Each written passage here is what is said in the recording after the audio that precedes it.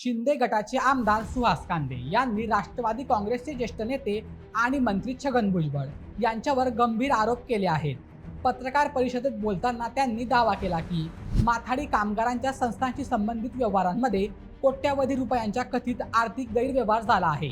या कथित गैरव्यवहारामुळे सुमारे 2.5 लाख माथाडी कामगारांच्या हितावर परिणाम झाला असल्याचा दावाही त्यांनी केलाय.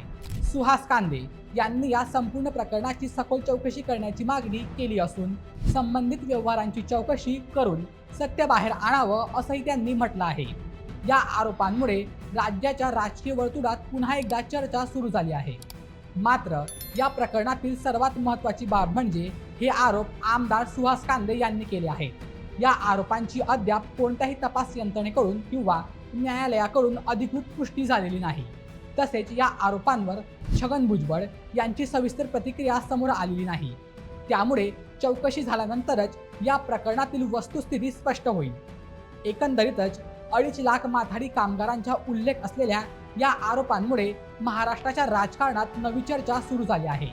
आता या प्रकरणात पुढे काय घडतं, चौकशी होते का आणि त्यातून नेमकं काय निष्पन्न होतं याकडे सर्वांचंच लक्ष लागलं आहे. तर मित्रांनो, तुम्हाला काय वाटतं, या आरोपांची निष्पक्ष चौकशी व्हायला हवी का? तुमचं मत आम्हाला कमेंटमध्ये नक्की सांगा आणि अशा व्हिडिओंसाठी आपल्या बोलमेच्या यूट्यूब चॅनलला सबस्क्राईब करायला विसरू नका. धन्यवाद.